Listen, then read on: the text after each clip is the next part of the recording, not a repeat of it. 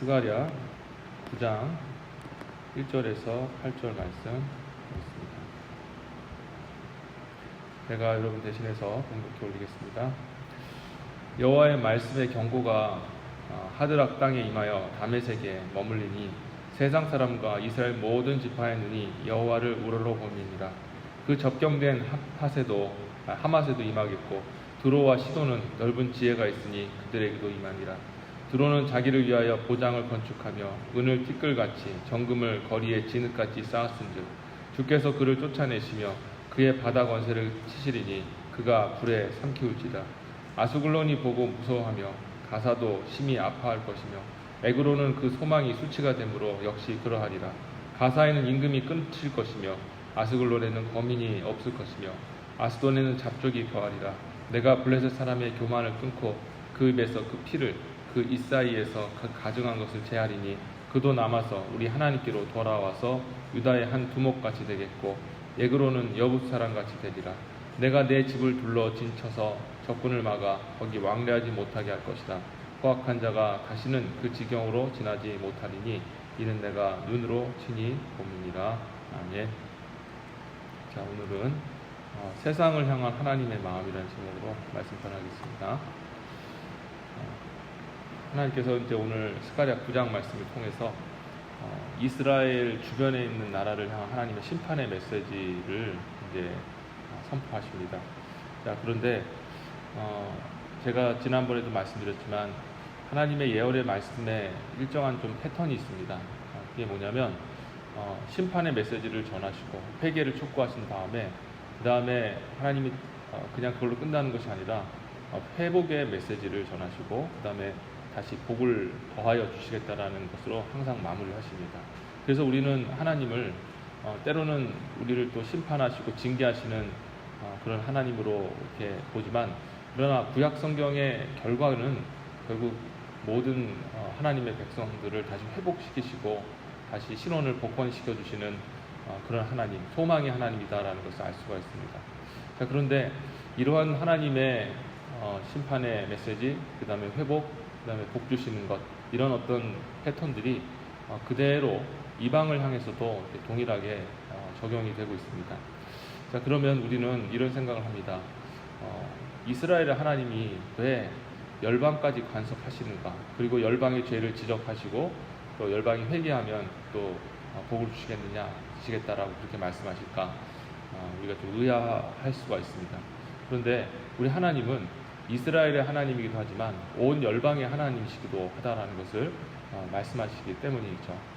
우리도 신앙생활 하다 보면 하도 이 그리스도인들이 또 세상에 또 어려움을 당하고 또 고통을 당할 때도 있고 또 억울한 일 당하다 보면 우리만의 하나님이라고 생각할지도 모르겠습니다. 나의 하나님, 우리 그리스도인의 하나님, 그렇게 생각할지 모르겠지만, 그럼에도 하나님은 세상에 우리가 정말 마음에 부담스러워하고 또 심지어는 미워하는 마음까지 들 만한 그런 불신자랄지라도 하나님은 그들을 사랑하고 계시고 그들이 회복받고 다시 돌아오기를 원하신다는 겁니다. 왜냐하면 하나님은 우리만의 하나님이 아니라 온 세계와 열방의 하나님이시며 그리고 모두가 다 주님께 돌아오기를 원하시기 때문이다라는 것을 우리가 기억해야 된다는 거죠.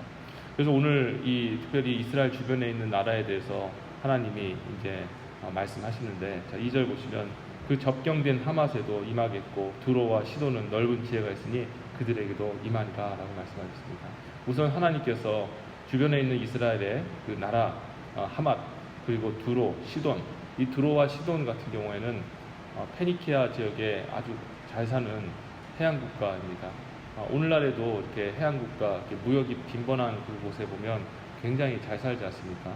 그런 것처럼 그것도 굉장히 잘 사는 곳인데, 하나님께서 이 두로와 시돈, 이 정말 엄청난 이 부를 가지고 자기들만의 성곽을 짓고 우리는 괜찮다 하는 그 나라마저도 하나님께서는 지적하신 후에 내가 그것을 분명히 심판할 것이다 라고 말씀을 하셨습니다. 자, 그리고 나서 하나님께서는 또 5절부터 6절을 보면 이스라엘의 인접국이었던 블레셋에 대해서도 이렇게 말씀을 하셨습니다. 자, 5절부터 6절인데요. 아스글론이 보고 무서워하며 가사도 심히 아파할 것이며 에그론은 그 소망이 수치가 되므로 역시 그러하리라. 가사에는 임금이 끝일 것이요 아스글론에는 거민이 없을 것이요 아스돈에는 잡족이 거하리라.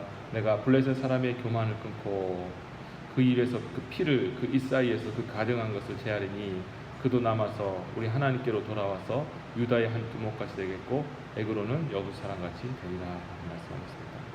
자, 블레셋이 있는데 이 블레셋은 대표적인 이스라엘의 대적 국가이죠. 이스라엘 입장에서 보면은 철천지 원수입니다. 근데 이 원수 국가마저도 하나님께서 심판을 하시는 장면이 나옵니다. 하나님은 그냥 이스라엘만 간섭하신 게 아니라 주변국을 하나님이 간섭을 하셔요. 예를 들어서 그 블레셋의 그 5 이 도시가 있는데 그 중에 이제 대표적으로 가사라는 도시는 거기에 왕이 끊어지게 될 것이다라고 말씀하셨습니다. 무정부 상태가 된다라고 말씀하셨고 에그론이라는 그 도시는 외세를 의지할 수 없는 처량한 신세가 될 것이다. 그러니까 뭐 정치적도 떨어지고 뭐 하여튼 고립되게 될 것이다라고 말씀하셨고요. 아스글론이라는 그런 도시는 사람이 살지 않는 황량한 땅이 될 것이다라고 말씀하십니다. 사람이 다 죽어나가고 성벽이 다 부서지고 그러면 사람이 살만한 곳이 못 되죠. 또 아스돗이라는 그런 도시는 혼혈인이 많아질 것이다. 외세에 짓밟히고 민족의 그 혼혈로 인해서 민족 정체성이 사라지게 될 것이다 라고 그렇게 이야기를 하나님께서 하셨습니다. 참 무서운 말씀이죠. 자, 그런데 이 심판이 떨어지는 그때도 7절 보니까 그 입에서 그 피를 그 이사에서 그 가증한 것을 제하리니 그렇게 있는데, 그래서 하나님이 이 블레셋 사람들이 우상 숭배하고 또 피째 그 고기를 먹는 하나님은 이스라엘 백성들에게 너희가 피째 고기를 먹지 말라라고 말씀하셨습니다. 피에 생명이 있으니까 절대 피째 먹지 말라라고 말씀하셨는데, 이 반대로 우상을 섬기는 자들은 그것을 역이용하여서 내가 이것을 피째 이 고기를 먹으면 생명이 내게 임한다라고 생각했는지 그렇게 하나님 싫어하시는 가증한 일을 행했습니다. 자, 이 정도까지 보면 하나님의 그 열방을 향한, 특별히 이 블레셋인들에 향한 그런 심판이 정말 더 많이 쏟아질 것 같은데, 같은 7절에서 중간을 보시면 자, 제하리니 하면서 그도 남아서 우리 하나님께로 돌아와서 유다의 한 두목같이 되겠고 에그로는 여부스 사람같이 되리라라고 말씀하십니다. 아니, 갑자기 하나님께서 우상 숭배 그 가증한 것을 얘기하시고 나서 그 다음에 심판의 내역들이 나와야 되는데 갑자기 내용이 바뀌면서 그들이 돌아올 것이다. 하나님께로 돌아올 것이다. 그리고 유다의 한 두목같이 되겠고, 그럼 유다의 한 두목이 누구를 얘기합니까? 바로 하나님을 경외하는 자의 또 한 리더가 되겠다. 그러니까 이게 어떤 얘기냐면, 정말 세상에서 악하게 막 악을 행하고 정말 사람들을 지탄받는 사람에 대해서 하나님 말씀하시면서 갑자기 이가 교회의 리더가 될 것이다. 교회의 장로가 될 것이다. 아니 교회의 아주 훌륭한 그런 성도가 될 것이다라고 이렇게 선언해 주시는 것과 마찬가지라는 거죠. 우리 깜짝 놀랍니다. 아니 이게 도대체 무슨 일입니까? 아니 왜 그런 사람을 왜? 근데 하나님이 말씀하신 거죠. 하나님께 돌아오게 하겠다. 그러니까 이 회개하기 위해서 그들도 하나님 믿는 백성 되게 하겠다라고 말씀하신 거죠. 에그로는 여부스 사람같이 되리라. 여부스 사람들은 어떤 사람이었습니까?